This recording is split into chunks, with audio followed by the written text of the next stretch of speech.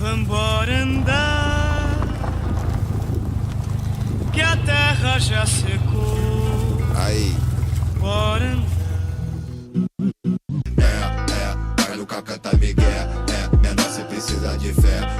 Serve bebida pro Zé. Serve bebida pro Zé. Vai no cacata Miguel. Menor cê precisa de fé. Serve bebida pro Zé. Serve bebida pro Zé. Mas também não esqueça de encher nossos copos. Desse brinde aí somos merecedores. Gosto de sorrisos, mas não vendo flores. Nos solos condenados que do nada eu broto. Escrevendo um livro pichador de muros. Procurei por luz em lugares escuros. Querem que limpemos a sujeira que fizeram, mas meus manos puros fazem rap sujo. Vai no cacata Miguel. Menor cê precisa de fé. Serve bebida pro Zé. Serve bebida pro Zé. Vai no cacata Miguel. Menor cê precisa de fé. Serve bebida pro Zé. Serve bebida pro Zé.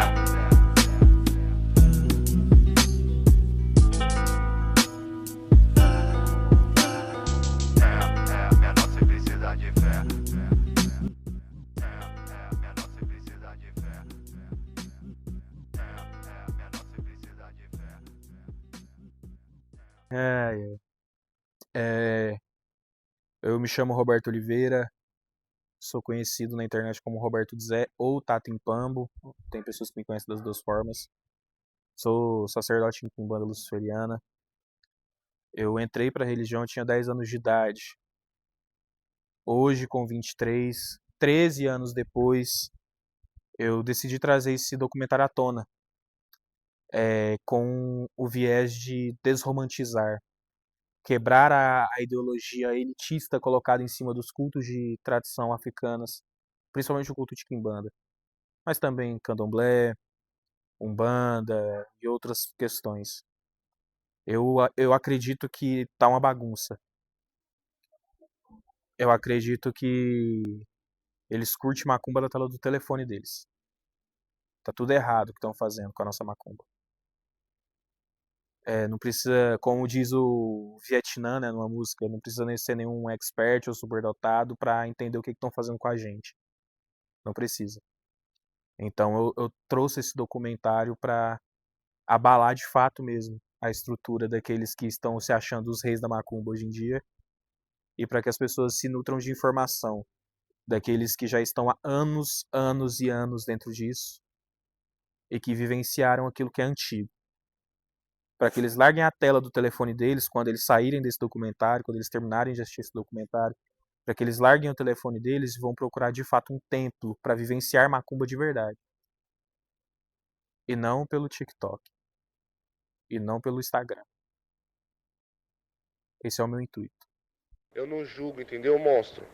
Não precisa ser nenhum expert ou superdotado ou estudado, formado em alguma coisa pra saber que tá tudo errado, pra saber que estão abusando da gente. Isso tem que acabar, monstro.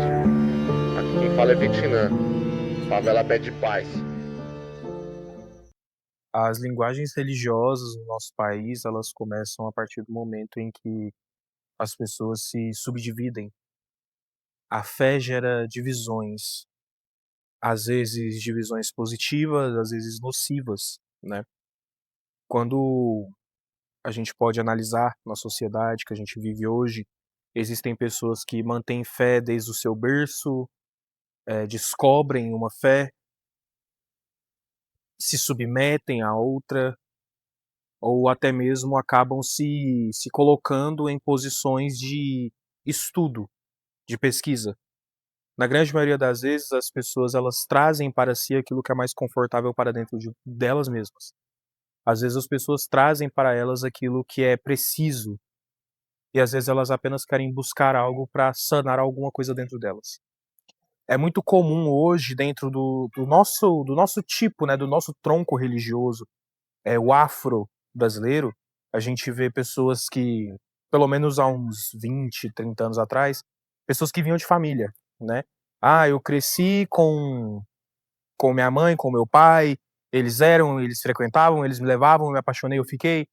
Mas também é muito comum a gente ver pessoas que algo faltava na minha vida, nada me preenchia, eu não tinha as respostas que eu precisava, eu fui buscar e lá eu encontrei, né? Aquilo mudou, aquilo renovou a minha vida, aquilo trouxe uma nova expectativa para a minha vida. E as linguagens religiosas no Brasil, elas são muito importantes por conta disso. Não dá pra gente afirmar aquilo que é correto, aquilo que é verdadeiro, aquilo que é único. Sempre, toda fé ela vai ter uma parcela daquilo que o ser humano precisa. Afinal, o ser humano ele precisa sim de algo que vai corresponder à vida dele como um todo, que vai fazer ele se sentir parte de algo, vai se sentir inteiro. Hoje eu sou de candomblé de tradição congo-angola, né? O candomblé tem várias vertentes, Quito, Gigi, Fon, e tem o Angola, né? Também conhecido como Congo-Angola, e por alguns também conhecido como candomblé banto, né? Que é um termo um pouco errôneo, mas, né, é Congo-Angola. Então, minha mãe, né, por causa da mãe dela, sempre foi de Umbanda, né? Hoje minha avó não tá mais na religião, na tradição, né? Mas minha mãe sempre foi umbandista, né? Então eu cresci dentro da Umbanda. Com o passar do tempo, eu descobri o candomblé Congo-Angola. Minha mãe até hoje ela é umbandista, ela não foi pro candomblé, ela se mantém na Umbanda. E eu escolhi ficar no candomblé de Angola, né? Sempre fui um cara um pouco cético, né? Por mais que eu acredite nesse... Eu me considero, tipo, um macumbeiro agnóstico, né?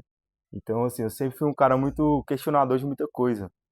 E pra mim as coisas tinham que fazer sentido. Então, assim, a gente vai crescendo, a gente vai vendo as pessoas ali que são, por exemplo, cristãs e tal, que criticam a tradição, e você fala, pô, mas lá no terreiro lá, reza um Pai Nosso, Ave Maria, fala assim, mas é de Deus também. E aí a gente vai estudando, eu sempre fui um cara muito ligado à história, né, da historiografia, de como surgem as coisas, como é que surgem as tradições, as religiões, como elas surgem. Então nessas pesquisas eu comecei a desmembrar muita coisa. Então eu passei por um processo de até de ceticismo muito grande mesmo. Passei um tempo sendo agnóstico, tendo fé que existia algo. E quando eu voltei até um pouco cético, sabe? E aí uma língua, né? Isabel Tenha, que já foi, é uma saudosa chamada Angorocine, ela foi jogar pra mim e eu, pô, como que ela vai ver minha vida nessas pedrinhas aí, né? Tal. E aí ela jogou lá e falou algumas paradas e tal, e eu já me encantei pelo candomblé, entendeu? E aí eu dei continuidade e tal. Demorei para me confirmar, né? Porque eu sou cambondo, né? Para quem não está familiarizado com o termo, seria o Ogã, dentro da tradição de Queto. Sou Tata Cambondo, sou de Caringoma, sou responsável ali por tocar e tal. E eu nunca entrei em transe, né? Nunca incorporei, enfim, eu não sei o que é isso, né? Então, pra gente que não incorpora, é um pouco difícil, porque a gente precisa de coisas sobrenaturais para manter a fé não basta. Tipo assim, a fé a gente tem e tal, mas a gente vê a galera incorporada, tem muita gente usurpando da fé dos outros, acaba que a gente fica um pouco cético de tudo. Então eu sou um cara cético. E vendo muita palhaçada como tá acontecendo por aí, a gente fica mais cético ainda. Então, aí eu fui tendo interesse pelo candomblé, me iniciei na tradição que o Ogã, Eked, o Cambondo, o Runtó, a Macota, eles são confirmados, né? Eu passo pelo mesmo processo iniciático. Então eu me confirmei depois de um tempo de suspense e tal. E aí me apaixonei pelo Enquice e eu sou muito grato à Umbanda, porque, como o caboclo me disse uma vez, é que água que esquece nascente seca, né? Então até hoje eu vou nas casas de Umbanda, eu toco, eu tenho a devoção, por mais que eu meio que não sou meio a favor da cristianização, do sincretismo, eu respeito, entendeu? Eu só não rezo porque pra mim, entendeu? Mas quando vai citar alguma cantiga, alguma reza que vai ter, vai mencionar Jesus, vai mencionar Cristo, as de caboclo, tem bastante, eu tô ali é pra isso. Mas na minha fé pessoal, né, minha filosofia, minha ideologia fica do portão pra fora. Mas naquele culto ali, pô, eu sempre, né, eu mantenho. Mas hoje, as minhas necessidades que eu falo, eu tenho uma muito grande pelo candomblé de Angola, pelo Inquice, entendeu? Pelo Muquiche, enfim. E eu decidi seguir esse caminho. Para mim, eu acho que cada um tem seu caminho. Então eu descobri o candomblé e para mim esse é o meu caminho. Não é o candomblé de Quito, não é o de Giz, não é o Umbanda, não é o Molocô, enfim, a Quimbanda e tal. Eu me identifiquei nessa tradição. Apesar no candomblé Angola. Por mais que eu já passei em várias casas, várias tradições, eu toco em várias casas de várias vertentes, a que eu mais me simpatizo e me identifico é o candomblé de Angola. A internet ela abre alas, né? em meios de comunicação, ela conecta, ela traz possibilidade de conhecimento, de estudo, porém a gente tem o ser humano, né? Nós que somos seres humanos, nós temos tendências muito questionáveis. Somos questionáveis, né? Quando o ser humano ele vê uma forma de ganhar um dinheiro, de se dar bem na vida, ele vai utilizar, ele vai usar. Na minha visão, foi o que fizeram. Trouxeram a internet para dentro das religiões de uma forma um pouco pejorativa. Até porque a gente vê fundamentação, sacralização, iniciação, tudo isso sendo exposto. Os fundamentos estão morrendo e junto com os fundamentos estão morrendo as crenças. Uma crença africana, um culto de mão esquerda, ele sobrevive de fundamentação. Então, quando a gente coloca essa fundamentação para quem quiser ver de forma escandalizante, para chocar as pessoas e converter em público, e converter esse público em clientela, nós revelamos a nossa pior parte. Que nada é sagrado de verdade pra gente. É apenas um meio para um fim. Apenas. Porém, a internet tem sim sua parte boa. Lá encontramos livros, encontramos bons estudos, bons conteúdos, para que a gente possa nutrir o nosso córtex com coisa que vale a pena. Não somente o nosso corpo, né? Mas também o nosso espiritual. A única coisa que o nosso espírito leva dessa vida é conhecimento. Então, para mim, essa foi a parte boa da internet, conhecimento. Mas, para mim, a internet, dentro dos cultos afro-brasileiros, para mim, ele tem mais um viés negativo do que positivo. Pra nascer, alguém que faça essa guerra parar de fazer sentido pra mim. Se o sol nascer quadrado, eu sei, não foi pecado, é que os mudou de lado, eu não me rendi. Tá pra nascer. Acho que ambos. Hoje a gente tem acesso a muita coisa que a gente não teria. Eu não vou falar que a internet é um vilão do que está acontecendo. Eu acho que as pessoas expõem mais do que deveriam, né? E isso abriu porque, tipo assim, pessoas mais intencionadas tem em todo lugar. Então, vai usar pro bem, vai usar pro mal. É a questão lá do Star Wars, né? Lá do Negro da Força. Tá ali. Você utiliza da forma que você bem entender. Tipo, algumas coisas são negativas e algumas coisas positivas. Sim, para mim, né? A minha opinião. São coisas que a internet mesmo prejudicou muito. Algumas pessoas mostraram aquilo que não devia mostrar, mas para mim teve coisas boas que foi mostrar para o povo que a gente existia de verdade, era uma religião. Mas teve pessoas que usaram de mais má fé, que para mim eu acho que foi um absurdo. E teve melhoras e teve pioras, que as pioras foi mais radicais do que as melhoras, né? Da forma que você bem entender. Então, por exemplo, eu sou um cara que gosta muito do estudo. Eu gosto muito da historiografia. Eu não estudo para aplicar isso na minha tradição, mas para compreender ela.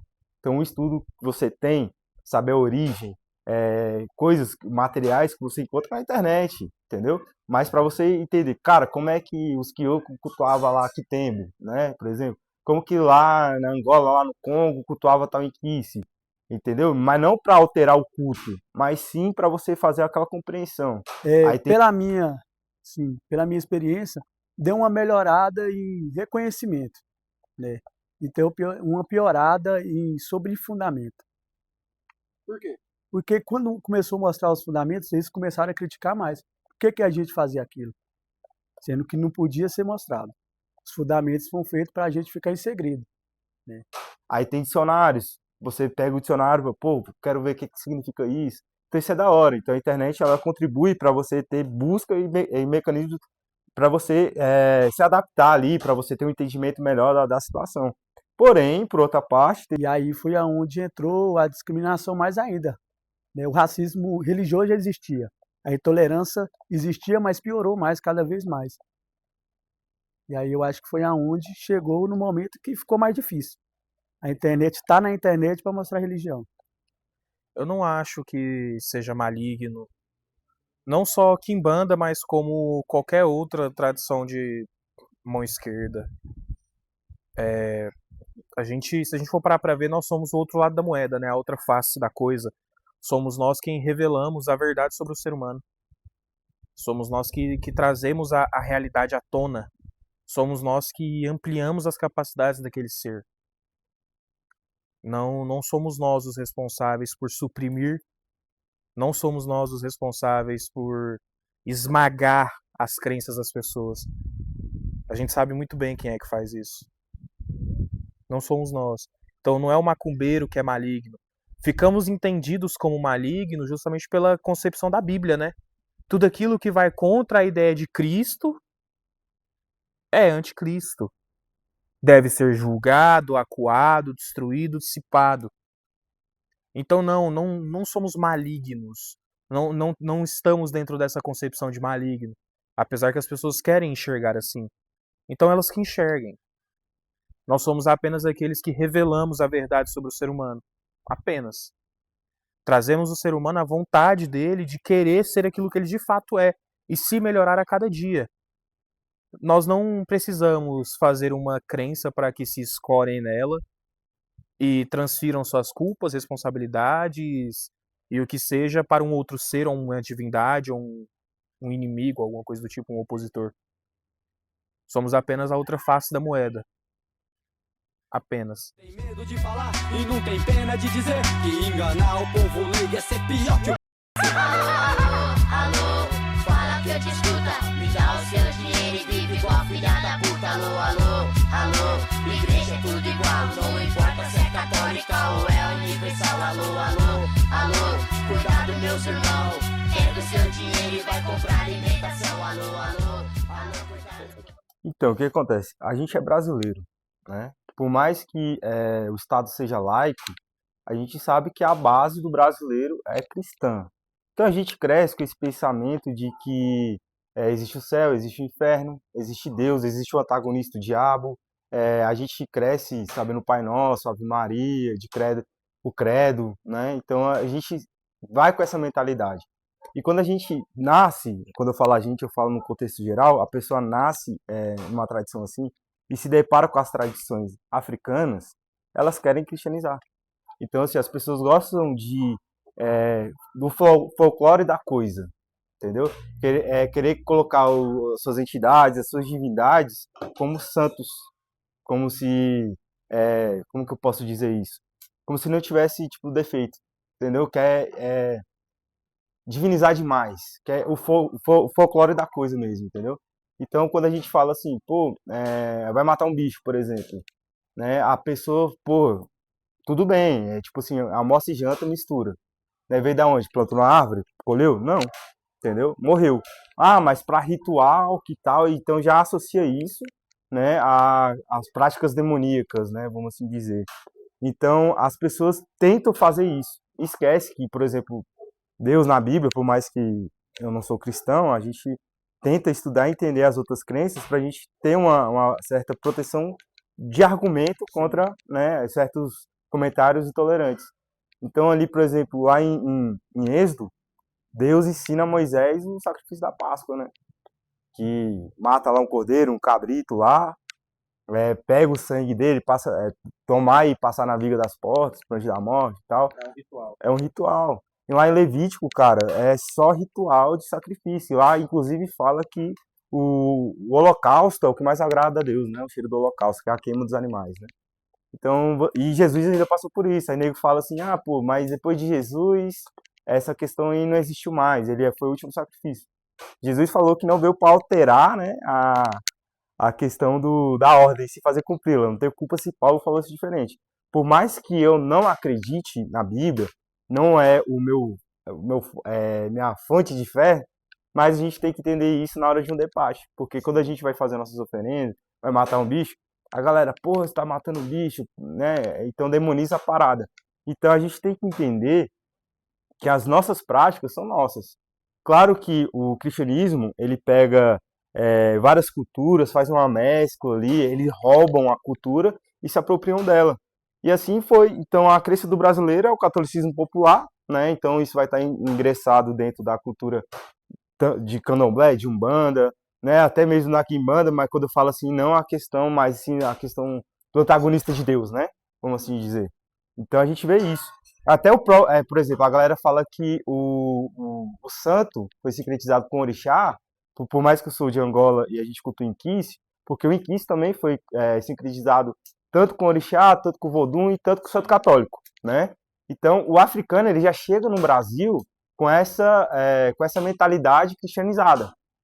O dito popular que o negro usava para esconder. Não, muitos deles tiveram a fé. Muitos deles, o negro já veio da Nigéria no século XIX com a crença de que Exu, o orixá, era o diabo.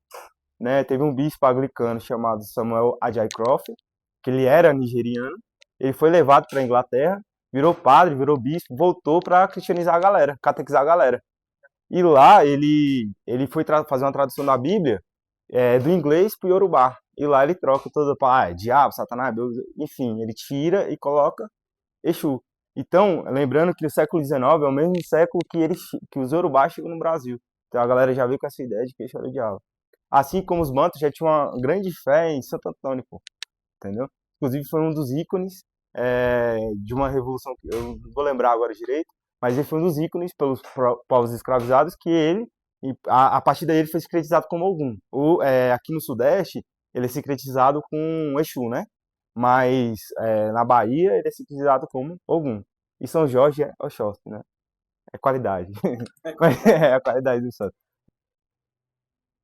Ninguém começa igual. Não existe um começo idêntico para todos. Como já dito antes, as pessoas elas tendem a encontrar aquilo que supre elas. Algumas saem de uma fé e entram para uma nova, algumas simplesmente não têm crenças e abraçam uma, e por aí vai indo, sabe?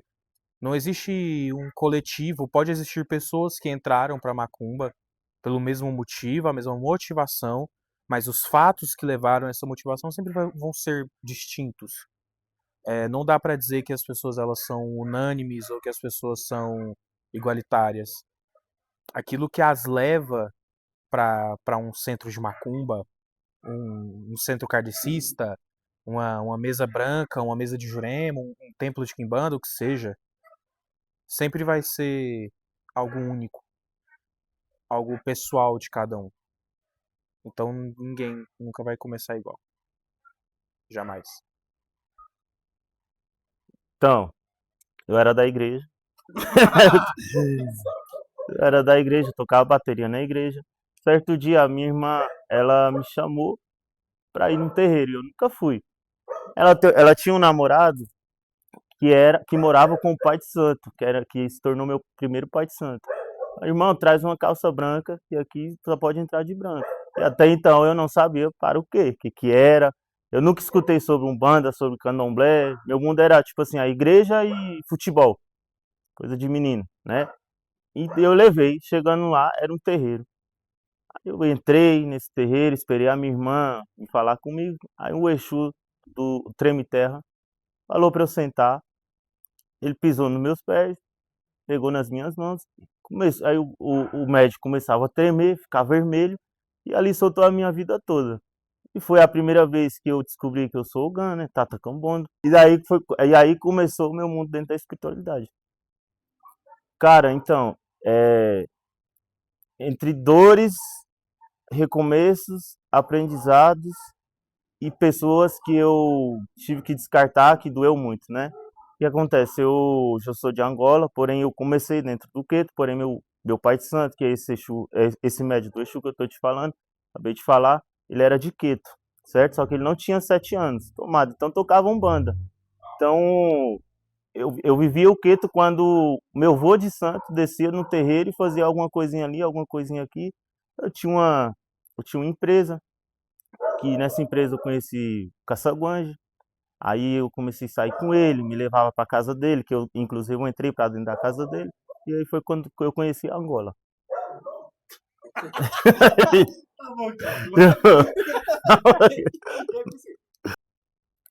Para mim é tranquilo.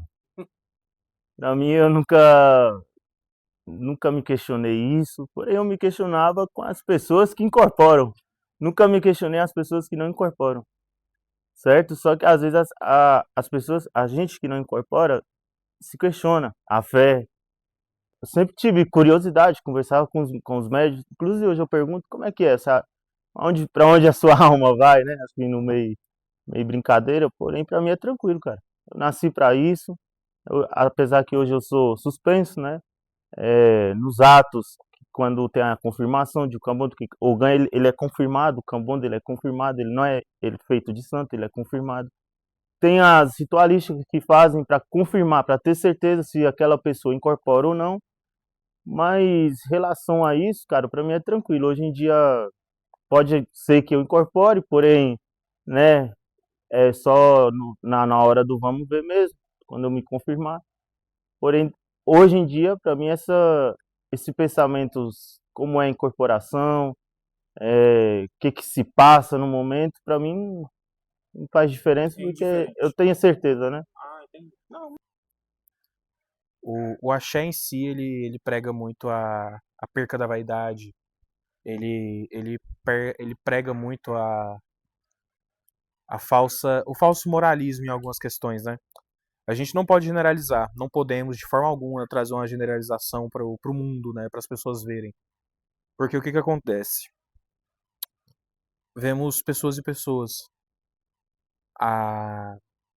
pessoas em altos postos agindo de arrogância, pessoas de alto posto agindo como se fossem a única pessoa que importa no mundo e não é. Compreende? O terreiro ele é formado por cabeças, circulações, articulações. O terreiro ele é formado por articulações. Quando vamos falar de pessoas, não faz sentido para mim, por exemplo, um sacerdote que desvalida um filho que ainda não foi iniciado em seu culto, ou um sacerdote que superioriza alguém que já é iniciado ou que ainda não foi iniciado, independente. Eu acho que quando o ego entra, a espiritualidade sai. Eu acho que aquilo que é muito egóico, aquilo que é muito egocêntrico, acaba perdendo a base, que é o chão, que é a raiz, né? Uma raiz ela não precisa ser frondosa para ser boa. Ela precisa ser nutrida. Sendo bem sincero, meu velho, eu acredito que é de Ogã para Ogã, Eked para Eked, certo? Acho que isso é. Porém, temos que concordar que existem pessoas com ego muito alto e aproveita do cargo para humilhar um Yaô, né? Porém, eu acredito que a humildade ela tem que ser acima de tudo e o aprendizado começa dentro da cozinha do candomblé, né? Entendeu? Então, às vezes, quando chega um Ogã velho, quer pagar de que sabe tudo, humilhar as pessoas, se sentir mais importante que o santo, falando assim, aí você senta com o Yaô que nunca foi um avião que nunca foi iniciado, sabe mais, entendeu? Então isso é relativo de pessoas para pessoas. Cara, na real, existem sim, né, essa galera, mas é bem seletivo, né? Tem a galera que pega ali e faz a função dele, só que existe um grande problema que não é só dentro do candomblé, né? Isso é em toda a sociedade, que é o ego, entendeu? Então, quando a pessoa exerce um padrão de poder, quer oprimir, né? E o candomblé tem muito essa questão de querer humilhar, né? O Yaô, o Ambiã, escravizar de uma forma bem severa.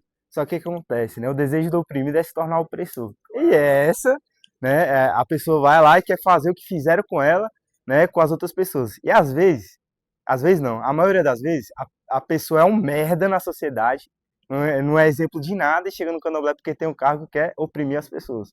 Então, assim, eu acho que isso é bem relativo, porque tem pessoas que não humilham, as pessoas sabem conversar, é diferente de outras pessoas. Só porque acha que tem uma merda de um cargo dentro do candomblé, acha que quer desvalorizar as pessoas, o trabalho das pessoas, e não é assim que funciona. Então, eu acho que isso é um papel aí que deveria ser mudado, inclusive, as pessoas reverem, né? Tem outras também que só enxergam o dinheiro também, né? Só porque a pessoa tem dinheiro ali, vai tratar diferente do outro, enfim, mano. É um jogo de interesse também, muitas das vezes. E muitas das vezes também não, né? Porque a pessoa realmente é um arrogante ali e não sabe tratar as pessoas. Basicamente é isso.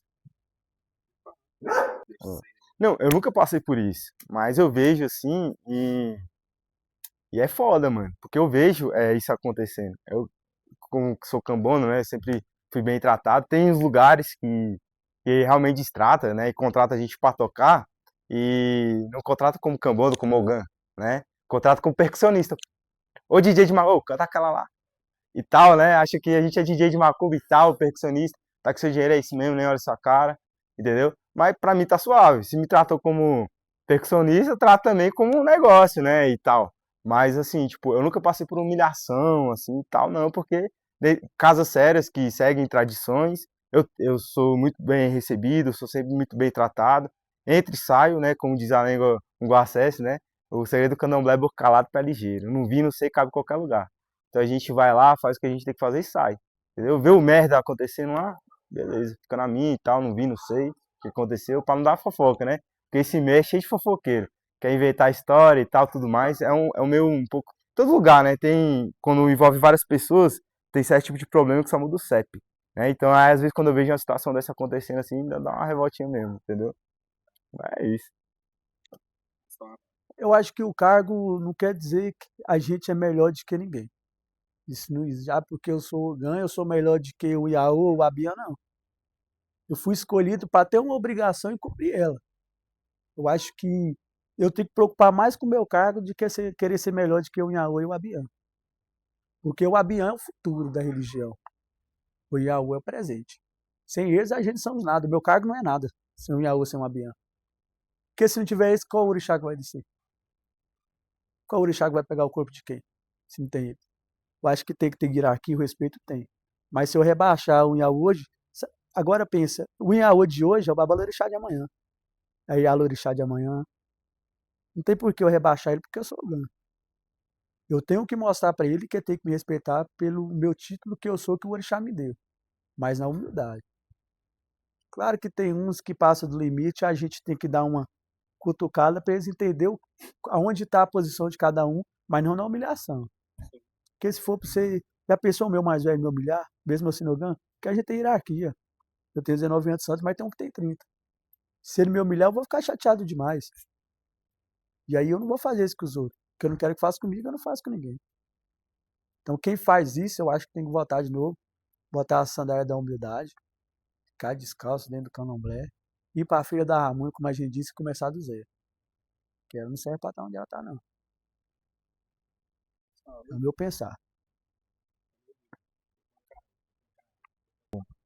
Quando a gente fala de servidão, né, a gente já entra numa palavra forte, né, que as pessoas elas olham, elas pensam, né, não, servidão, eu vou ter que ser um serviçal, e não é assim, né. Dentro de terreiro a gente olha, a gente pensa assim, eu vou servir para que um dia eu seja servido.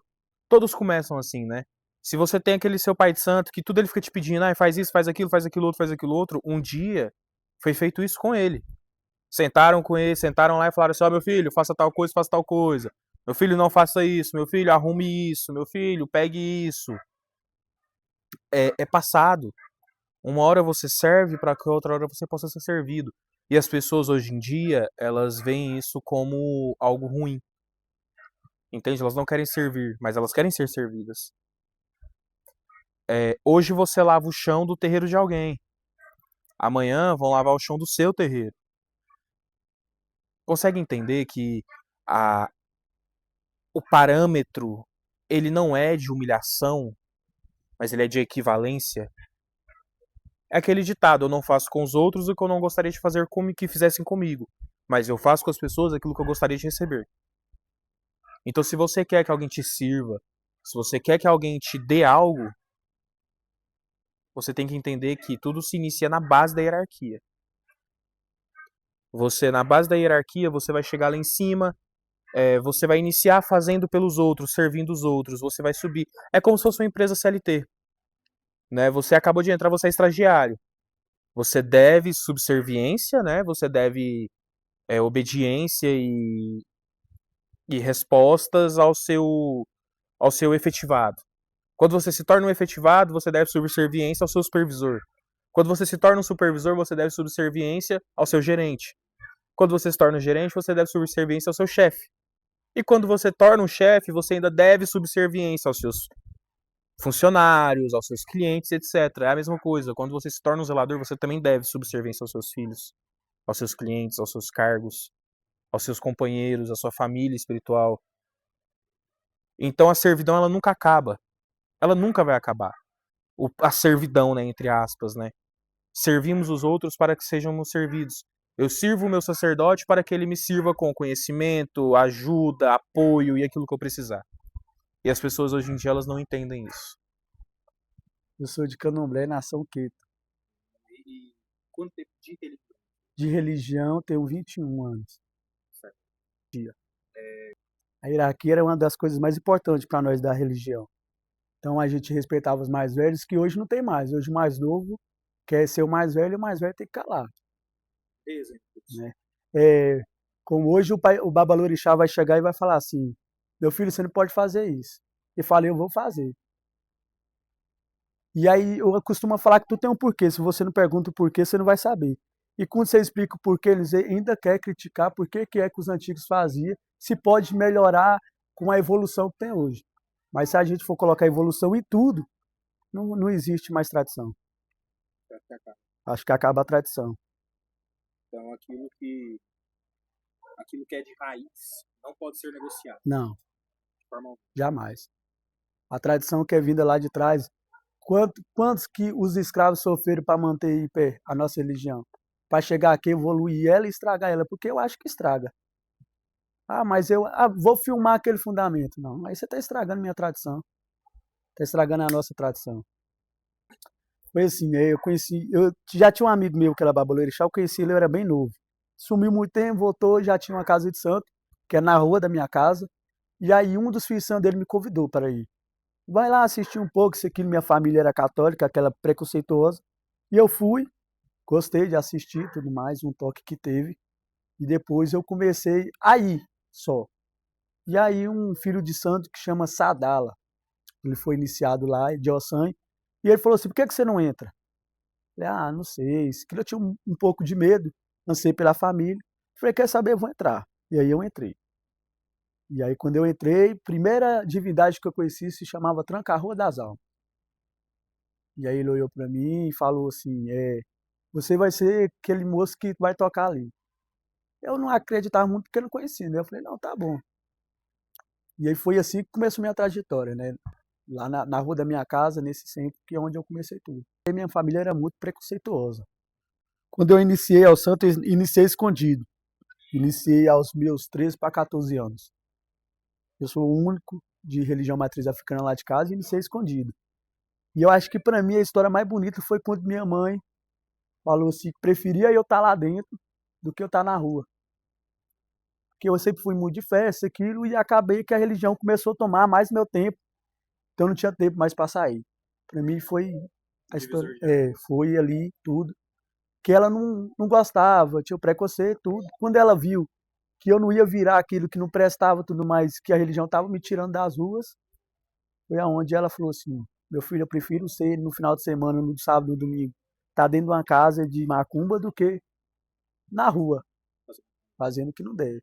Nunca mexi com nada de errado, mas andava com quem mexia. Então, me manteve fora da criminalidade e me manteve de cabeça e pé para mim, que eu pudesse. Quando eu quis entrar para a religião, que eu decidi sozinho isso, que eu consegui combater preconceito dentro da minha casa, a religião me ensinou que eu conseguia fazer tudo, eu mesmo, por mim. Eu entrar dentro da religião, ela me ensinou a ser forte e combater qualquer preconceito que visse. Né? Eu não decidi ser tolerado na minha casa, decidi ser respeitado. Porque ser tolerado ninguém quer ser. Um dia a tolerância acaba e pode acontecer algo de ruim. Então eu queria que fosse respeitado. E eu fui respeitado através da religião. A religião mudou também minha postura. Meu jeito de pensar sobre o novo, sobre o velho, é completamente diferente do que eu pensava com 12 anos, 13 anos de idade. Quando o iniciado quebrava sigilo, falava sobre o afundamento, o que aconteceu lá dentro, automaticamente ele era removido da casa. E o Babalorixá anunciava a todos os Babalorixás que ele não guardava segredo. Porque segredo, a gente faz um juramento, que esse segredo vai ser guardado. E ele fez uma quebra desse juramento. Geralmente, antigamente, chamava o orixá e conversava, falava: seu filho quebrou o juramento, quebrou os preceitos que não eram para ser revelados. E a gente acaba que a gente afastava, excluía ele do que a gente ia fazer dentro da casa. Porque ele não era uma pessoa confiável e revelava os segredos daquele axé. Hoje em dia eu vejo que se a pessoa fala sobre o fundamento, muita gente para escutar e não critica por que ele está falando daquele fundamento da sua casa. A maioria das pessoas para escutar para depois criticar. E outras pessoas para escutar para aprender e fazer na sua casa. Mas eu acho que o que mais de errado é isso. Os mais velhos escutar o mais novo falando do fundamento da sua casa e não se a retirar como antigamente era assim. Se eu como meu mais novo, se eu chegasse na sua frente, se fosse meu mais velho, e eu começasse a conversar sobre o fundamento da minha casa, você levantava e saía. E eu já entendia que você não queria me escutar. Lá atrás, o que acontece? A nossa hierarquia era muito firme. Os nossos mais velhos eram muito pulso firme. Não tinha eu não vou fazer, não tinha eu não quero. A gente estava lá para seguir o que os mais velhos falavam. Se você não quiser seguir o mais velho, você não ia aprender o que era candomblé. Candomblé não se aprende, eu não vou fazer. Você aprende candomblé o que o mais velho falar. Eu fui assim, antes de mim, os que veio também foi assim. Aprendeu com os mais velhos, escutando e falando, fazendo o que eles falassem pra gente. O que eles mandavam, o que eles pediam. Né? Hoje, eles relaxou tanto que hoje eles fazem o que eles querem. E hoje, os pais de santo deixam eles fazem o que eles querem, não tem um pulso firme. Quando surgiu a palavra, cada um mexe a sua panela como quer, acabou com a tradição. Foi o que acabou, né? Acabou com alguém procurar o seu mais velho para aprender. Porque hoje ninguém procura mais. Hoje é muito difícil você ver alguém ligar para o pai de santo dele, lá do outro lado do mundo, e falar assim, pai, qual que é tal coisa, como é que eu faço tal coisa? Ele não procura mais, ele vai lá e faz. Porque lá na casa meu pai de santo faz, não, mas na minha faz de outra. Mas para que você precisa de pai de santo? Se você não procura ele para te ensinar, não precisa. E fecha a casa também, porque se você não tem um pai de santo para cuidar de você, como é que você vai cuidar das outras pessoas se você não se cuida? Eu não acho que deve existir um respeito cego a uma divindade ou um morto, um espírito, que seja uma divindade, né? Eu acho que quem faz o culto do morto é o vivo. Se não tivessem os vivos, não existiriam mortos, né? E para o culto aos mortos existir, os vivos têm que estar aqui. O morto ele não se cultua sozinho. Então, do mesmo jeito que nós devemos respeitar o morto ele tem que respeitar a gente. Porque senão a conta não bate. A conta não vai bater. Se a gente respeita a divindade ela tem que respeitar a gente. Como assim eu vou cultuar um ser que não me dá o mínimo do respeito? Como assim eu vou enaltecer e louvar um ser que não me dá o mínimo do respeito? E aí a gente entra na contrapartida. Como que um morto, uma divindade, o que seja, vai dar para alguém que não respeita? Vai fazer para alguém que não a respeita? Compreende? Então tem que ser uma questão de respeito mútuo. Se aquele espírito não respeita o vivo não tem por que respeitar o espírito. E se aquele vivo não respeita aquele espírito não tem por que respeitar aquele vivo. Eu acho que tem que ser um toma lá da cá, entende? É a mesma coisa que a gente falou antes. É servir para ser servido. De ambas as partes. É uma relação de ambas as partes. E se não há respeito, infelizmente há represálias. É verdade que você já subiu um Zé Felipe na chinelada? Deixa eu... Você agora pode voltar olhando pra mim. Deixa eu contar pra você como é que foi. Foi assim, nós estávamos numa festa e aí me pediram para mandar todas as entidades embora. Infelizmente, eu acho que esse Zé, ele tava testando minha paciência nesse dia. Não, conta a história do começo. Bem do começão mesmo, deixa eu fechar essas coisas. O senhor me perdoa. Não tem nada não. Foi assim. Nós começamos a festa lá da Pombogira, louvamos a Pombogira, todo mundo bebeu, todo mundo comeu. Seu Zé sambou, como ele tinha que sambar. Galateou as mulheres tudo que tinha por lá. E aí chegou a hora da gente ter que subir as divindades, porque chegou a hora de acabar a festa. E a gente cantando para as divindades ir embora e os Zé fugindo. E aí eu fui, saí do tabaco, falei, meu velho, vamos embora, tá na hora. Vamos fechar. E ele falou para mim que já ia. E aí eu peguei e falei para ele assim, então tá bom, então vou esperar o senhor lá na tabaco. Eu fui pra tabaco, comecei a cantar e ele foi na frente da tabaco, dançou e saiu de novo. Aí eu falei pra ele assim, meu velho, eu vou subir o senhor na chinelada, eu vou te bater de chinela. E eu tava com a Ipanema, eu tinha acabado de comprar ela. E aí, que aconteceu? Papo reto. E eu falei pra ele assim, eu vou te subir de chinela. Aí ele olhou pra minha cara e sorriu. Eu falei, você tá tirando uma onda com a minha cara. Aí eu pedi alguém para ir buscar ele, a pessoa foi, buscou ele, veio, ele olhou pra minha cara e falou assim, não, eu vou no que eu quero. Eu falei, então tá bom então. Eu vou te bater de sandália pra mim mostrar pro senhor que eu sou homem. Aí eu tirei Ipanema e dei nele até ele subir. Ele foi embora na Foi escalada. embora. E aí depois a pessoa olhou pra mim e falou assim, você vai pagar o que você fez comigo. Como é que ele sabia? Ué, mas foi com ele? Você Mas entendeu? não foi com o Exu? Pois é, mas eu bati nele, né? Bati, mas foi raida demais, Ipanema demais, aquelas grossas Ai. ainda. Tava nova, filho. Não, eu tinha acabado de comprar. Você é louco. Isso. Você vai pagar o que você fez comigo? Uai, como assim? Mas seu Zé que tava lá, até na hora. Mas seu Zé tava na terra. Tava, até levar a primeira chandaiada. Acho que foi embora e o aparelho ficou fingindo. Até levar as outras. Eu não sei quantas que eu dei, mas foi umas 30 mais ou menos. Ô, louco. Mas foi forte mesmo? Moço, bati nele igual tivesse batendo, brigando de porrada com alguém. Se ele virasse com o braço, ia rolar buquibu, entrou ganho de idade. Não ia brincar, não. Ô, louco. Ia rolar a porrada. Ai. Se eu falar que uma religião iniciática ela não pode se misturar com a outra, iniciáticas, né? Eu vou estar desvalidando certos cultos, como o Molocô, Cabinda, Batuque, etc, né? Porque são religiões que adentram diversas. O Molocô, ele generaliza, ele traz ali Candomblé, Umbanda, Quimbanda. O Batuque é a mesma coisa, né? O Batuque traz nação, né? A famosa nação e por aí vai indo. Porém, existem questões e questões, né? Eu não posso falar isso referente a esses cultos. Porém, é imprescindível uma pessoa que ela é feita no santo, dentro de uma casa de candomblé, ela vai lá, ela vai procurar uma casa de quimbanda para se iniciar, uma quimbanda correta, verdadeira, né? Querendo ou não, um culto ele vai chocar um ao outro, entende? Ah, mas qual que seria, então, a diferença lá do Omolocô, da Cabinda, para essa situação citada agora? É que, de alguma forma, eles fundamentaram de uma maneira que desse certo para eles. Foi fundamentado daquela forma. Agora, quando você é iniciado em um fundamento X, e você vai migrar para outro fundamento, aí acontecem alguns problemas. Agora, quando você está inserido em uma tradição que ela é totalmente fundamentada para um complementar o outro, a história já muda. Então vai muito de variação, né? Ela varia muito. Então não tem como virar e falar, tradição X, ela não é válida porque ela mistura, entende? Então é muito variante. Não dá para apontar o dedo e falar assim, não presta, não é verdade, não é assim que acontece. É imprescindível.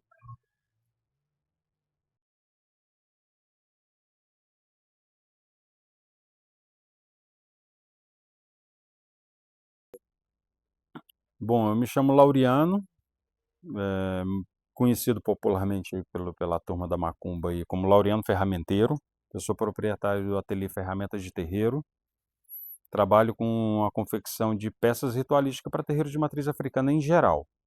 Para orixás, inquice, exus, entidades de umbanda, batuque, qualquer vertente. Eu estou na espiritualidade desde que eu tinha 17 anos de idade. Rodei minha vida inteira até os 42 anos até encontrar um terreiro. 41 anos até encontrar um terreiro, que era de Omolocô. Nesse processo, nesses quase 9 anos que eu estou nesse terreiro, ele está virando para o candomblé. Então o Omolocô, o tradicional lá de Minas, ele tem por tradição cultuar a Umbanda, Quimbanda e o Orixá. Né? É normal, comum e sempre foi assim. Então tem nome, tem tradição do Omolocô nessa parte. Isso. O Omolocô ele tem diversas questões, né? Eu já ouvi falar de Omolocô Angola. Tem essas variações? Olha, teve uma miscigenação de algumas décadas para cá nesse sentido. Mas o Omolocô, originalmente, ele é mais puxado para Angola do que para o Queto ou para qualquer outra vertente. Entendeu? Tanto que algumas músicas, aliás, algumas não, muitas músicas que são cantadas para orixá são músicas de inquice, né? Mas são orixás. não são inquice. Devido a essa miscigenação, e agora o meu pai ele deitou para o candomblé e ele vai virar a casa para o candomblé, vai deixar de tocar o molocô e vai tocar candomblé, né? Fez santo. Ele já pegou o decá dele, já está fundamentando a casa para o candomblé, a casa vai virar para o candomblé, né? Só que nesse decorrer, nesse período que eu fiquei na casa, eu vi que eu sou da quimbanda. Eu não sou do candomblé, eu não sou do molocô, eu não sou da quimbanda, da umbanda. Eu sou da quimbanda e tenho cultuado a quimbanda desde então. Então hoje eu posso falar que eu sou quimbandeiro. Bruxaria, magia é segredo. Do momento em que o segredo é exposto, perde o encanto. E hoje em dia, você aprende aí qualquer vídeo do TikTok que você abrir, você aprende a fazer uma bruxaria. Que um dia foi válida, que um dia funcionou, que um dia foi boa. Era segredo. O segredo não se perdia porque era passado só de pai para filho. Pai para filho. Era o pai, ele era o sacerdote e os pupilos ali, ó. Então o segredo estava guardado. Quando se começou a expor os segredos, começou a perder o encanto. As magias antigas se perderam, infelizmente. Então hoje a gente tem que fazer o quê? Inventar moda, literalmente. A gente tem que criar as magias, a gente tem que ver o fundamento, estudar o fundamento do negócio, ver e reiniciar todo aquele processo que foi feito séculos atrás. A gente está tendo que fazer agora com novas coisas, porque o que já existia está perdido. Porque é muita energia dissipada. Quanto mais você concentra a energia, mais ação ela tem. É a mesma coisa de você pegar 1 litro de água e colocar num recipiente de 1 litro. E pegar esse mesmo 1 litro d'água e colocar dentro de uma caixa d'água de 1000 litros. Então você consegue concentrar, você consegue condensar a energia mais facilmente. Porque a magia ela não surge do nada, ela é fornecida para a gente, ela tem uma fonte. Essa fonte, ela não é infinita. Ela tem um limite.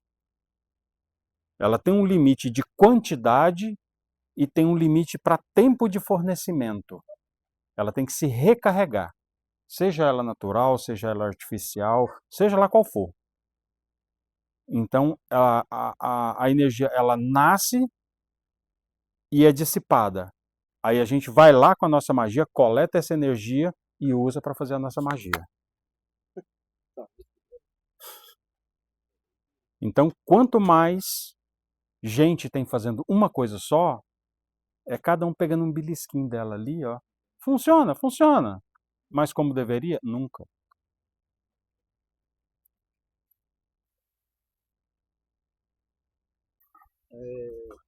Qual foi a sua experiência mais sobrenatural, assim, que você já vivenciou, que já passou? Sobrenatural. Cara! O Essa... negócio mais sobrenatural que você falou assim, realmente eu vejo com um trem que existe mesmo. Bicho. Não sei te responder, cara. Sério? Nunca teve uma história assim que marcou? Cabulosa? Não. Já tive casos ali de Exu vir falar coisas que ninguém sabia, só eu sabia. Já teve casos de eu ter a resposta de coisas que Exu me falou, né, que Preto Velho me falou, isso aí já teve. Mas assim, nada que seja extraordinário, né, nada fora do...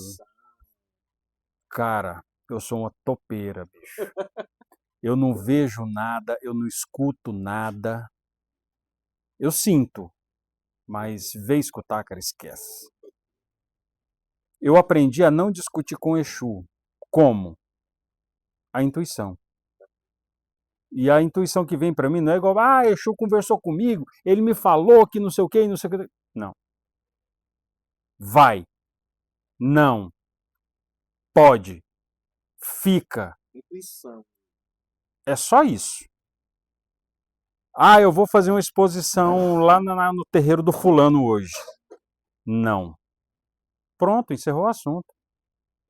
Não tem porquê, não tem nada disso. Não é para ir, não vou. E eu já tive prova que se eu tivesse ido, teria me dado problema. E, assim, qual que é a sua visão sobre a comercialização de cultura, né, de religião, religiosa? Quando eu falo comercialização, eu falo deixar de ser para o sagrado para se tornar para público. O que você acha que quando tem a espiritualidade ela sai pela porta da frente para que o ego humano ele possa entrar no ambiente? Ah, isso aí não tem nem muito o que debater, né, cara? Isso aí é para lascar. Como já tem certas coisas que não pode ser dita, né, mas é para lascar.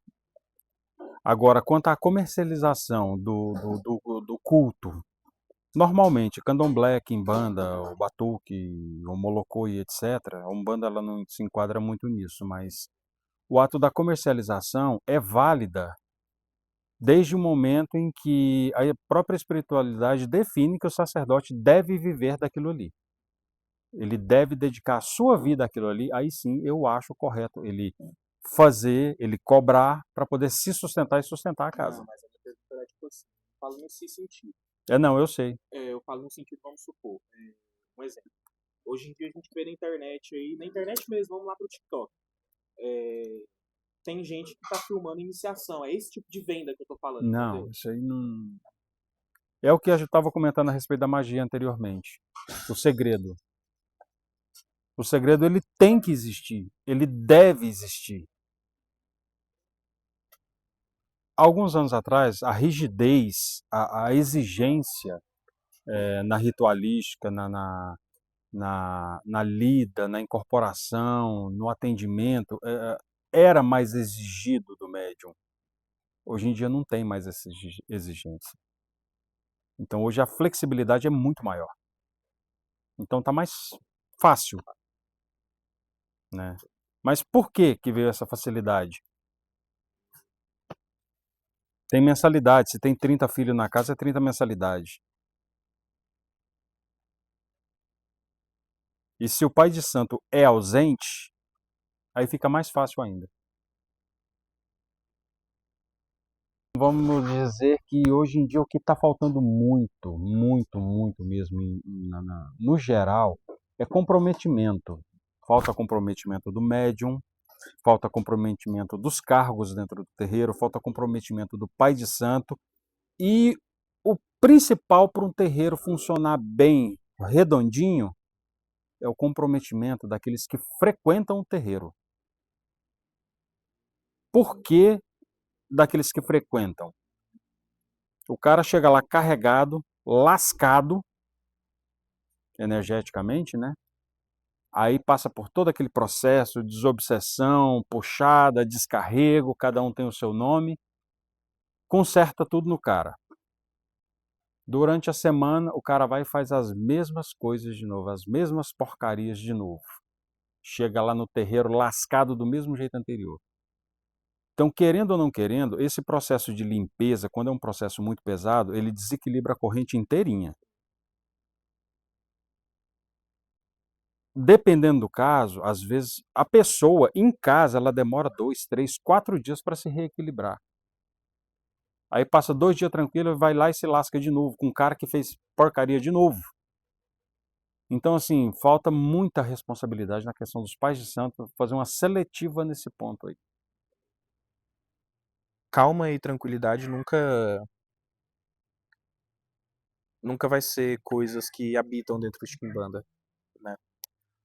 Um Kimbanda, ele não se torna um Kimbanda após se iniciar apenas, né? O Kimbanda, ele não tem chamado, ele nasce sendo um Kimbanda. A Kimbanda, ela vai muito além de um culto a Exu e Pombagira, ela vai sobre a sua vivência, a sua experiência e aquilo que existiu dentro de você. Quando a gente fala, fulano ele é um Kimbanda, a gente está falando de um sacerdote, ok. Mas quando a gente fala da religião Kimbanda e o que é ser um Kimbanda, a gente também fala daqueles que tiveram as piores experiências em vida. Aqueles que tiveram que lutar para se transformar, para se remodelar. A gente está falando daqueles que não tiveram uma vida pautada em choramingos, né? Aqueles que passaram por seus problemas, os resolveram de cabeça erguida, com força e com garra. Aqueles que a vida forjou a ferro, fogo e sangue, suor e lágrimas. Porque a quimbanda, ela forma as pessoas assim. Embelezaram muito o termo quimbanda, né? A religião, embelezaram ela demais, sabe? E por que eu falo isso? Porque hoje em dia você vê umas quimbanda, algodão doce pra caralho. Você vê umas quimbanda aí que não, porque não pode fazer corte animal. Não, porque não pode fazer maldade, porque não pode fazer feitiço. Foda-se, pode sim, caralho. Ah, não, porque já você vê sacerdote quimbanda falando, é porque o auto-intitulado, né, pseudos quimbandeiros, né, pseudos sacerdotes de quimbanda, dizendo, é porque Exu não admite um bandido, Exu não admite isso. Caralho, mano. Não. Foi formado nisso. É marginal. É marginal. Quem formou a quimbanda era ladrão. No Brasil, a religião brasileira. Quem formou quimbanda era ladrão, era puta, era assassino. O Exu que pega o corpo dessa galera vai perguntar pra eles o que eles eram em vida. Entende? Era um assassino, era prostituta, era assaltante, era malandro, era tudo que não prestava. Ah, você está generalizando, dizendo que todo Exu era assim? Não, não tô. Alguns Exus não tiveram esses tipos de vivência, né? Nos cultos de Umbanda e Candomblé. Agora, se você for falar de espíritos que vêm dentro da quimbanda, a grande maioria eram. Vossa Santidade Maioral, ele arrebanha esses espíritos revoltados, dá para eles um novo norte, um novo rumo, para que eles possam compreender o novo, mesmo perante em sua morte. Então é sobre transformar, nunca sobre julgar. A quimbanda nunca vai ser aquilo que te julga, ela vai ser aquilo que te transforma, por completo. Ela te acolhe, ela te abraça, ela te resolve, ela te remodela. Mas ela nunca vai ser aquilo que te aponta o dedo e que te julga. Até porque a base veio daí. Você vê, né, certas pessoas por aí dizendo, porque a quimbanda ela foi formada às margens. Às margens do quê? Da sociedade? A margem da sociedade sempre foi isso. Era o negro, era o escravo. O negro, por ser negro, ele já era visto como bandido, né? A mulher, dependendo de suas vestes, já era definida como puta. Então isso era a margem da sociedade. Pessoas que viveram isso. E os nossos Exus são essa margem. Então não dá pra falar que a quimbanda ela é procedente de calma e tranquilidade. Não. Nossos Exus, eles nos fazem passar por situações muito difíceis na vida, para que a gente chegue até onde eles querem que nós estejamos. E é sobre isso.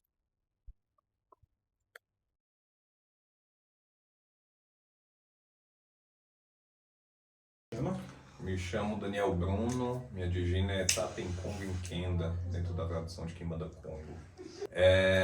Eu acho que é meio padrão falar do macumbeiro que sempre teve umas experiências meio tortas na infância, né? Eu sempre fui um moleque meio esquisito, meio retraído, meio na minha demais, via muita coisa e ouvia muita coisa.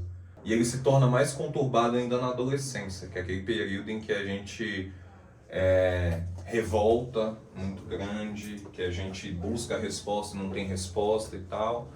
Foi o período em que eu assumi uma espécie de ateísmo meio teísta, saca? Ateísmo meio de botar uma blusa de black metal e ir embora pra aí. Só que eu enlouqueci, velho. Sério? Eu literalmente enlouqueci, porque eu fui parar num hospício. Sério? Aham. Eu estive amarrado num hospício, vendo espírito pra tudo que é lado. Isso foi em 2010, no meu último ano de faculdade. E nessa experiência eu tive uma época alucinação em que eu via dois homens, na verdade, bem esquisitos assim, para a época muito esquisitos, me visitando no leito e dizendo que ia me tirar dali e que iriam depois falar o nome deles para mim e tudo mais. Só que dentro da loucura é tudo muito incerto. Só que eu saí de lá. E quando eu saí de lá, eu encontrei uma velha, que à época devia ter uns 90 e tantos anos de idade, Dona Geni, que tocava uma macumba na sala da casa dela. Uma macumba que não tinha nada senão o espírito em terra, que ela chamava de encantado. Certo. Ele não chamava nem de espírito, nem de caboclo, nem de Exu, nem de preto velho, chamava de encantado. E aí nós íamos, eu e um colega, né? A gente ia quinta-feira de manhã na casa dela, uma loucura. Quinta-feira de manhã, de repente ela estava ali na sala, pá, o espírito pegava ela, e o espírito passava de pessoa em pessoa, dando recado. E recado muito preciso, sabe, velho? Para quem nutriu anos antes a ideia de ateísmo, aquilo lá para mim era dissolver qualquer tipo de convicção que eu tinha. E eu fiquei profundamente encantado com aquilo, do tipo, caralho, existe um outro mundo aqui. O mundo voltou a ter cor para mim, saca? Porque eu falei, porra, aquelas paradas que eu tinha na minha infância, aquelas dúvidas, de repente todas elas estão sendo respondidas aqui. Nessa pegada de indo lá na Dona Geni, consultando com cartas com ela e tudo mais, ela ajustando a minha vida, em um determinado momento ela me chamou para participar do desenvolvimento dela. E aí eu fiquei, porra, interessado, claro, como é que é esse tal de desenvolvimento. Detalhe, eu não tinha tido experiência de terreiro de macumba nenhum ainda. Eu tinha ido para a benzedeira, tinha ido para uma cartomante ali, para a igreja, não sei o quê, mas experiência de terreiro nenhuma. E a casa dela não era um terreiro. O desenvolvimento ela fazia segunda-feira à noite. A gente ia para lá, tomava uns banhos, e ela começava umas paradas com manipulação de energia mesmo. Eu lembro que ela pegava no braço, assim, você sentia o braço crescer, e eu ficava encantado com aquilo, pai, tal. E massa. E a minha vida começou a correr. Eu me formei, então eu comecei a trampar, né? Eu sou professor, comecei a trampar e acabei me distanciando da Dona Geni, mas me interessando muito pelo assunto. E aí eu fui parar num terreiro de Umbanda traçada, né, que o povo fala. Que é aquela Umbanda que a cafua é fechada, não é todo mundo que entra na cafua, porque tem matança, etc e tal. Isso foi com Mãe Teresa da Cigana. Isso em 2010 ainda. E lá eu comecei a vivenciar e experimentar o que era um terreiro mesmo, com atabaque, com gira, com tudo mais, mas ainda muito novo na parada, né? Até que eu conheci uma pessoa que estava começando a caminhada dela no candomblé. Essa pessoa se tornou uma grande amiga minha. E a partir de então eu comecei a caminhar com essa pessoa, cuja mãe era uma mãe de santo de Umbanda. E eu estive com essas pessoas até pouco tempo atrás. Eu passei 15 anos com essas pessoas. E no meio desse percurso, um espírito se apresentou a mim, né, no meu corpo. Fui possuído. Eu falo que eu fui possuído porque foi uma coisa mais bizarra da minha vida, né? E esse espírito foi Sete Encruzilhados, que é um Exu com quem eu trabalho até hoje. E Sete Encruzilhadas trouxe muita coisa daquela época da internação. Então, era esse espírito se apresentando para mim no meu delírio da internação que me acompanha até hoje. É um espírito que me conheceu no fundo do poço, na merda, na completa merda, e não me disse, vou te tirar aqui como se fosse num passe de mágica, vou te fazer cruzar o portão, e daí quando você cruzar o portão você vai lutar para não voltar mais. E é o que a gente faz, no fim das contas. Não foi um espírito que chegou querendo fazer negócios, mas já fez negócio onde ele ganharia mais. Porque ele sempre sai ganhando mais, essa é a verdade. O Exu sempre vai sair ganhando mais. Ele sai ganhando na justa medida que foi acordado, mas sempre um pouquinho mais.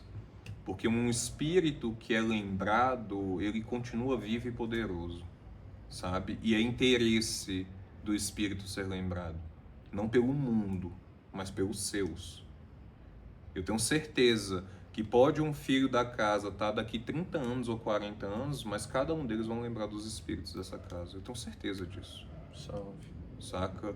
Então, para mim, o mais importante é lidar com honestidade. E principalmente com calma. Espiritualidade não é uma parada que você vai resolver da noite pro dia. Não é assim que funciona. Essa nem é a dança. Esse nem é o jogo da coisa. O jogo da coisa não é chegar lá no final.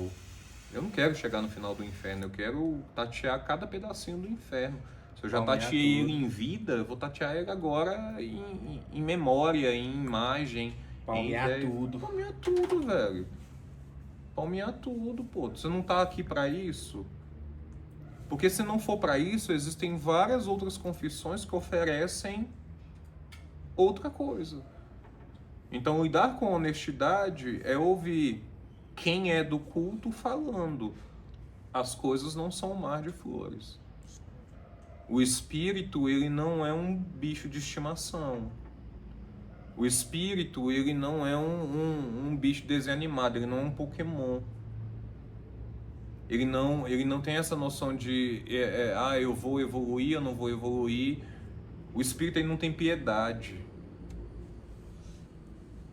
Saca?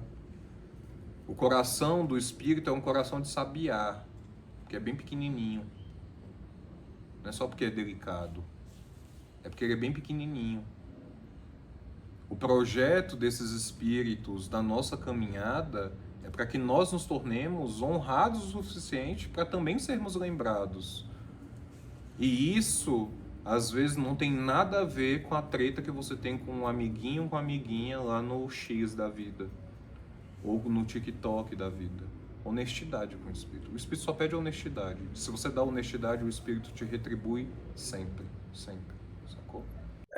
A macumba hoje em dia... A macumba hoje em dia ela é mídia, ela é pura mídia. Você não vê mais. É muito difícil você entrar em um templo que é chão batido, né, um terreiro, né, um quintal. Que o chão é batido, que tá ali seu congá, os assentamentos ali, o Exu chega, faz e acontece. Não. Hoje em dia você vê uma macumba rolando aí, você abre a internet, tem gente fazendo live da macumba. Sabe? Aqui na cidade de Goiânia tem. São Paulo tem, Brasil inteiro. Hoje em dia a galera faz live. Você não se preocupa mais em fazer um fundamento hoje em dia. Hoje em dia você se preocupa na melhor luz, né? pra poder gravar a sua macumba. Né? Você não se preocupa mais com essas coisas. Aquilo que era ponto-chave, né? De, por exemplo, qual que é o melhor banho que a gente tem que fazer hoje para descarregar os filhos da casa?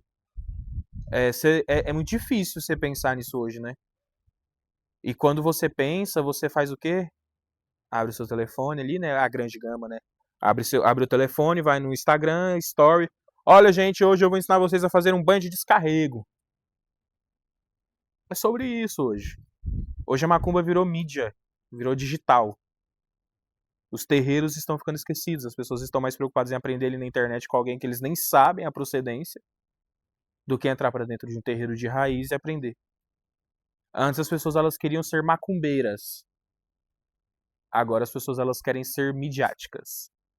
Elas querem ter o Exu mais bonito, a pombagira mais bonita, a roupa mais bela, o giro mais bonito, a cantiga mais macabra. É isso que as pessoas querem. Elas não querem ser macumbeiras.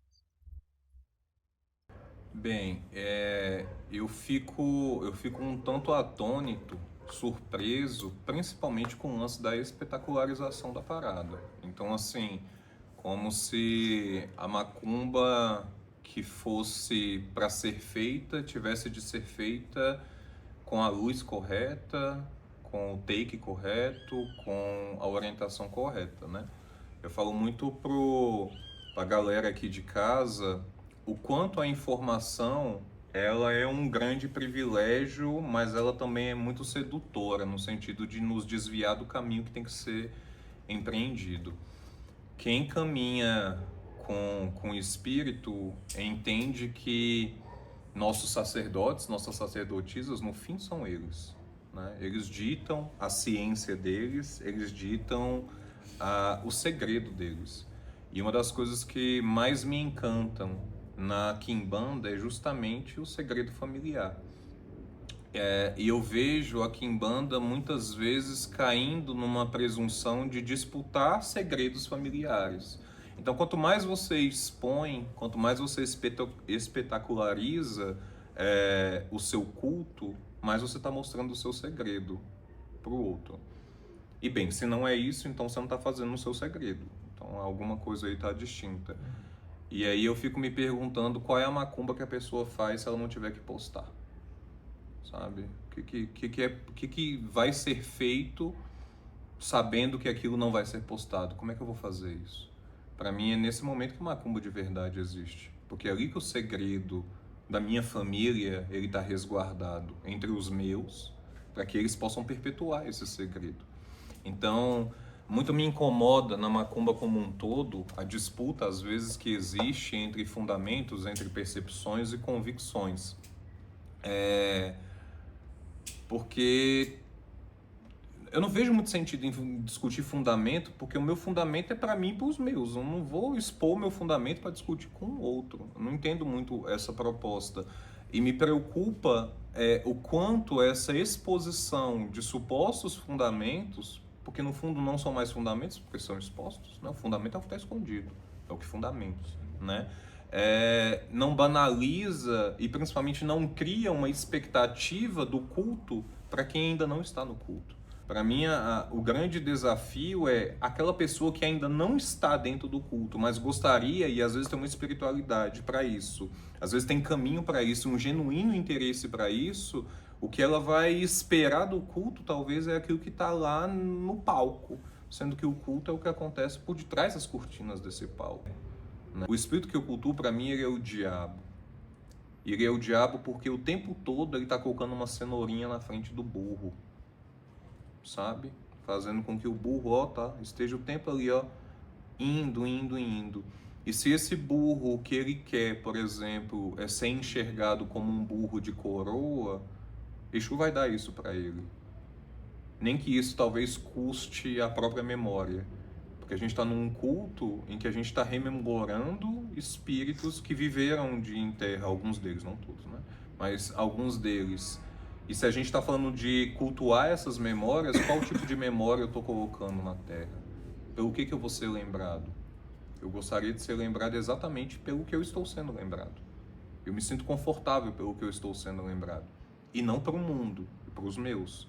Então é por isso que eu tenho muito essa perspectiva mais quase misantrópica, sabe? Mais fechada, mais silenciosa, né? Essa casa é sobretudo uma casa de espírito de mata, então a gente pondera muito o silêncio e a observação, sabe? Eu valorizo muito e encorajo muito sacerdotes, sacerdotisas que fazem do ofício a sua vida profissional também, como consulta, como atendimento, como feitiço, como serviço. A gente que está dentro da macumba, a gente sabe o que é uma vela batida para tirar alguém de um hospital e o que é uma vela batida para trazer outra pessoa. O filho, ele é parte estruturante de uma família. Eu só sou um tata, só tenho uma casa de quimbanda se eu tenho um filho de quimbanda. Senão eu tenho um quarto de ancestrais. Então as pessoas que fundamentam e estruturam a minha família são pessoas que eu quero sempre bem e melhor do que eu, de preferência, sabe? São pessoas que, embora muitas vezes não tenha o traquejo, o conhecimento para lidar com a coisa ali, tem o conhecimento para lidar com outras várias coisas que estruturam uma casa, porque uma casa não é só feitiço, casa é relação humana, casa é tempo administrado, né? Muitos sacerdotes falam que a maior dificuldade dos sacerdotes são pessoas. Eu sou muito privilegiado, porque eu não tenho problemas com pessoas nessa casa, eu tenho problema com tempo para essas pessoas. Então eu tenho que flexibilizar e ajustar o meu tempo para atender essas pessoas que estruturam essa casa.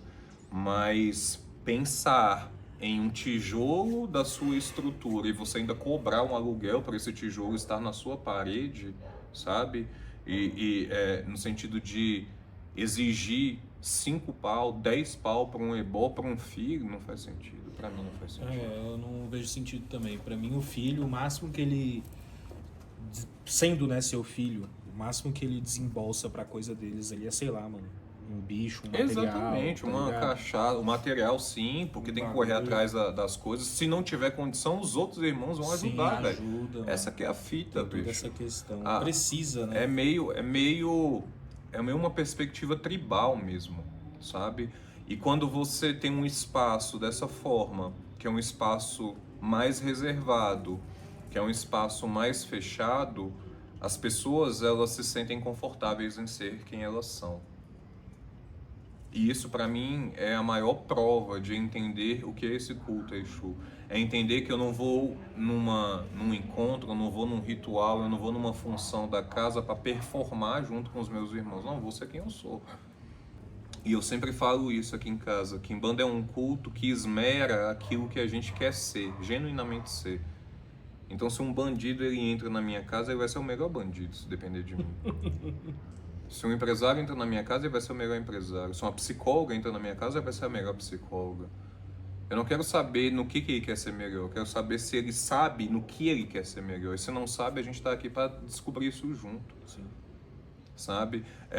Quando a gente pensa nesse aspecto muito marginalizado da Quimbanda, e eu gosto mesmo desse aspecto, eu penso ele num sentido mais macro, enquanto um espaço seguro para essas pessoas serem quem elas efetivamente são. Entende? Então, se for para desembolsar para dar para um filho, dependendo do filho, da situação, a gente vai desembolsar. O Tata vai entender isso. A gente gosta muito de vocês, mas a gente gosta muito mais do espírito de vocês.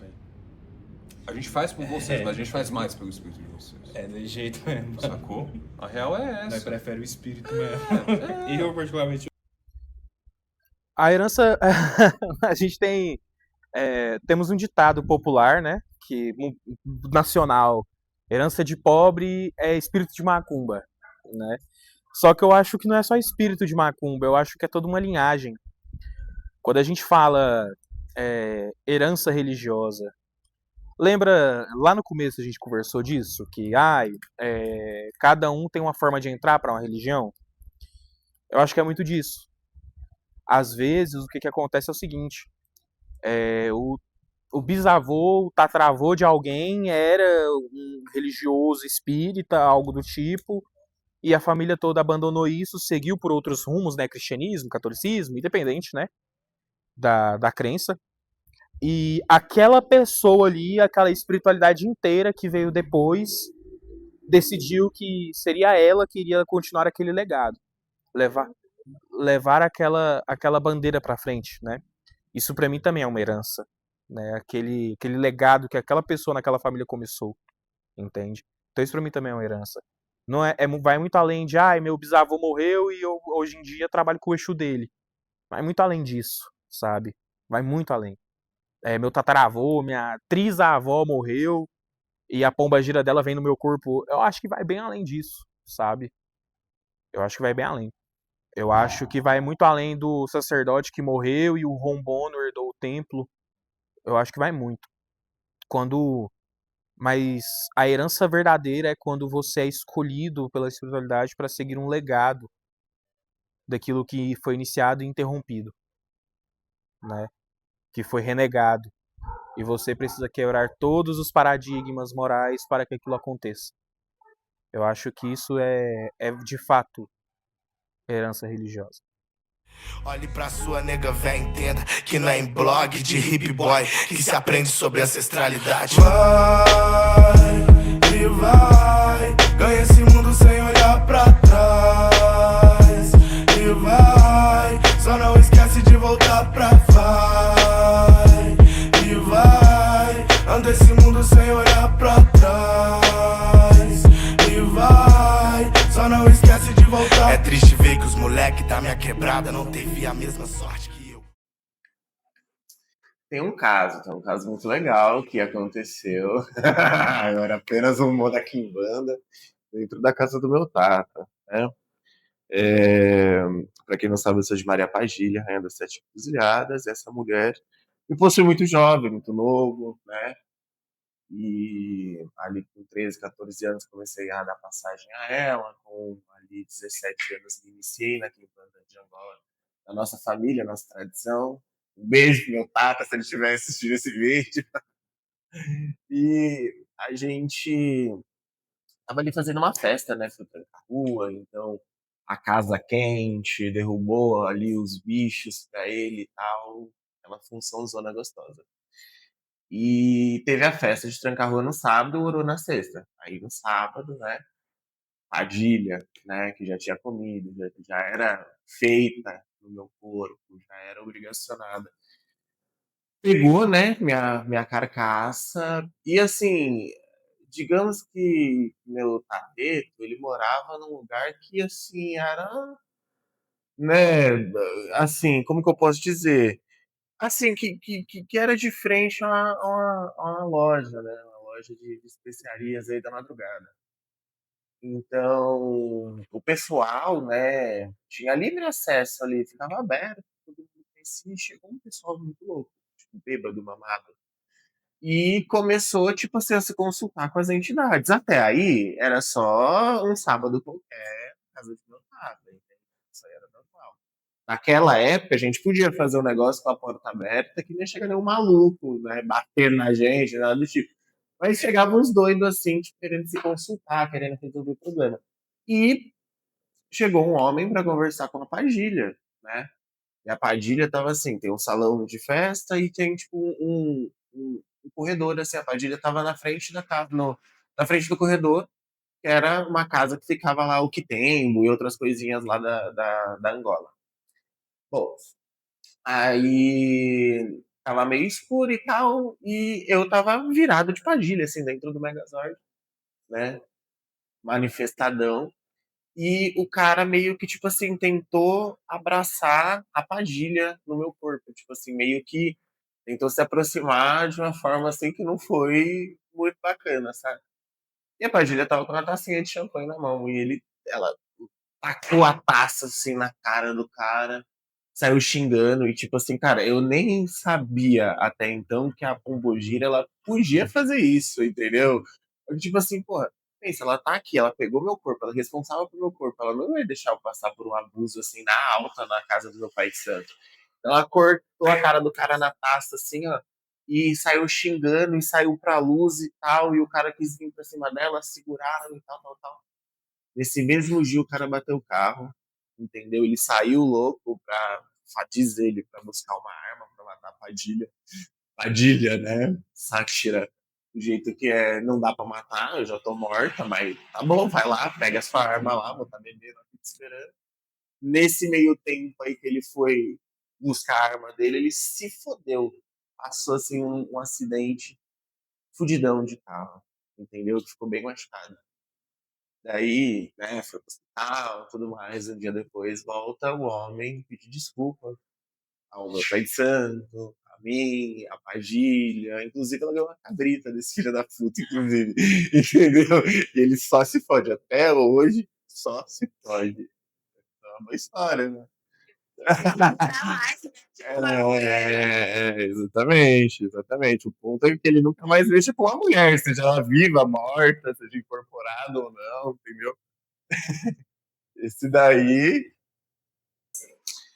Kimbanda pra mim, assim, da forma que eu conheci a Kimbanda pra mim foi uma cura. Desde o momento que eu conheci, que eu fiz o meu primeiro jogo de búzios ali com o meu tata, até a forma em que eu me conectei depois, né? Eu conheci a Kimbanda, eu já era magista.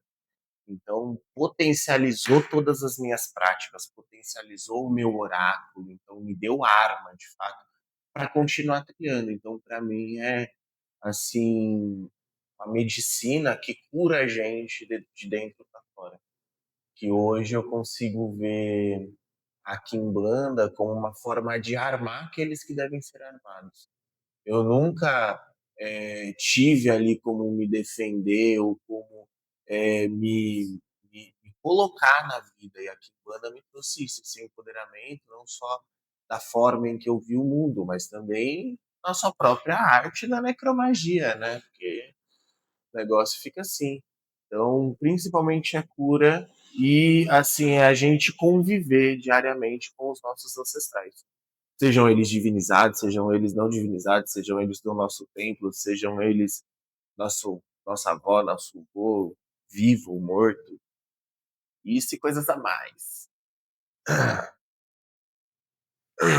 Eu acho que aí a gente entra num grande dilema.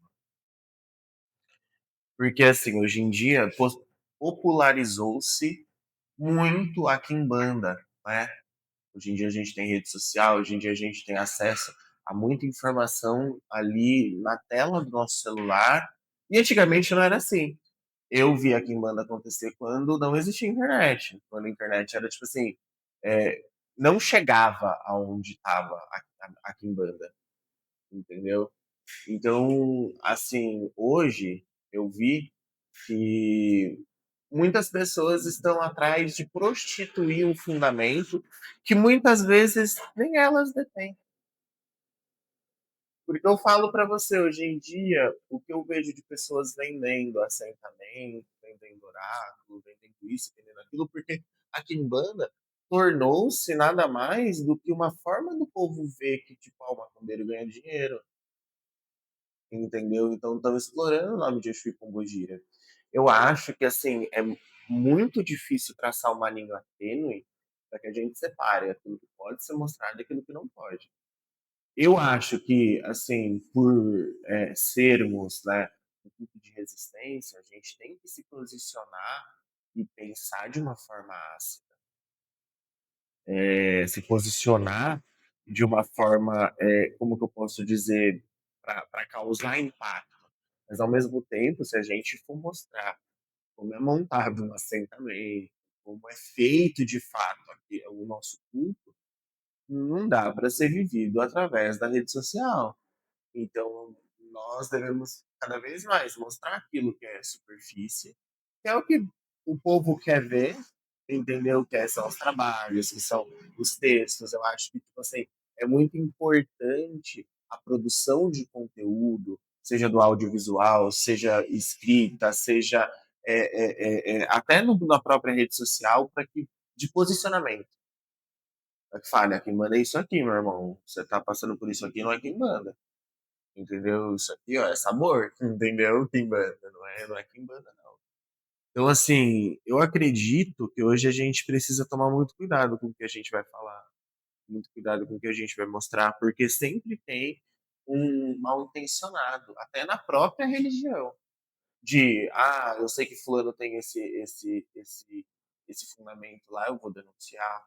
Eu sei que fulano tá ganhando dinheiro com isso aqui, eu vou falar que não é assim. Entendeu? Então, hoje a gente armou muita gente que devia ser armada de fato, com o poder de voz, o poder de influência, e a gente armou muito cuzão aí que tem um monte de seguidor e fala várias bosta da quimbanda e todo mundo acha lindo porque é famoso. Então, assim, eu não acredito que a pessoa que usa isso só como uma fonte de renda, só como uma fonte de angariar fundos, vai chegar a algum lugar concreto daqui para frente. Porque Exu, ele observa toda o nosso posicionamento para qual quimbanda. Então, porra, beleza, eu tô atacando uma pessoa, mas por que eu tô atacando ela? Será que eu tô certo mesmo? Hoje em dia, a internet virou palco, e o palco muitas vezes é dado para a pessoa errada. Muitas vezes é dado para uma pessoa que não merece. Então, assim, devemos sim mostrar que a gente está jogando, que a gente está fazendo acontecer o culto, que a gente está produzindo conteúdo, mas não de fato mostrar aquilo que um quimbandeiro vivencia, porque é um mistério. O mistério da quimbanda é um mistério. O mistério da quimbanda é ninguém saber o que acontece aqui. Porque se até os próprios que sabem o mistério traem, imagina aqueles que não são pactuados com o diabo na sua casa. Imagina aqueles que não têm nada a perder. Então, se a gente falar como faz, do jeito que faz, como que é feito, muitas das vezes a quimbanda ela vai ser dizimada pelos próprios praticantes que vão tentar reproduzir a receita. Pegou a visão? Então é isso.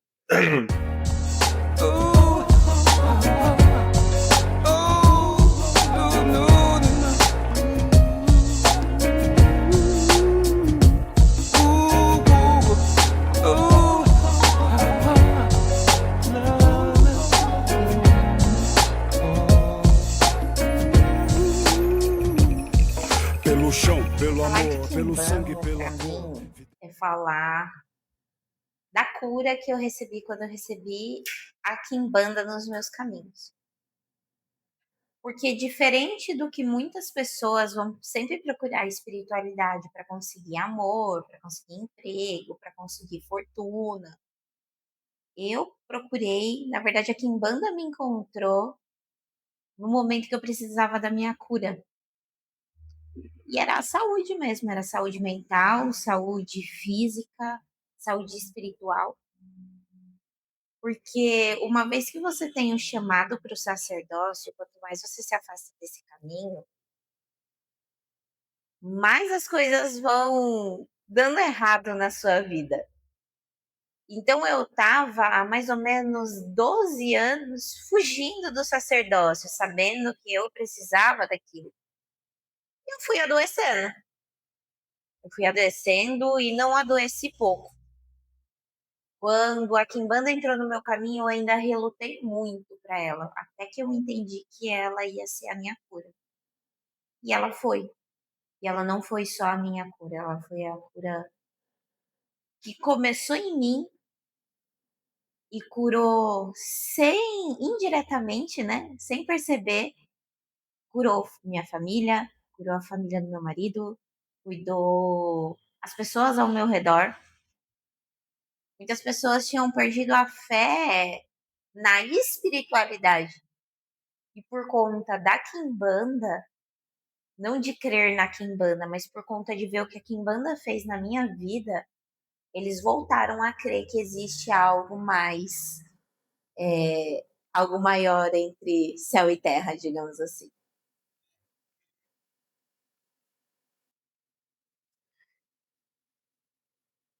Eu tenho muitas histórias, né? São muito tempo, muita vivência, mas eu vou contar a história de uma pombogira, uma Maria Figueira. E foi uma das coisas mais bizarras que aconteceram comigo dentro da Quimbanda. Esse espírito, quando ele conversava comigo, quando ele gargalhava, eu sentia o ambiente tremer, sabe? Você vê aquelas coisas mesmo de filme de terror, de bruxa, de poltergeist, entendeu? De fato, eu vi muita coisa acontecer com essa pombogira. E essa pombogira não era uma pombogira que chegou falando que foi bruxa, queimado. Não, muito pelo contrário. Ela pisou em terra. A primeira coisa que ela falou, as primeiras palavras que ela falou foi: eu era crente quando eu era viva. Então, essa história, ela me remete muito ao poder que a gente não entende que a gente carrega enquanto a gente é vivo. Porque eu sei que muitas crenças evangélicas podam muito a mulher.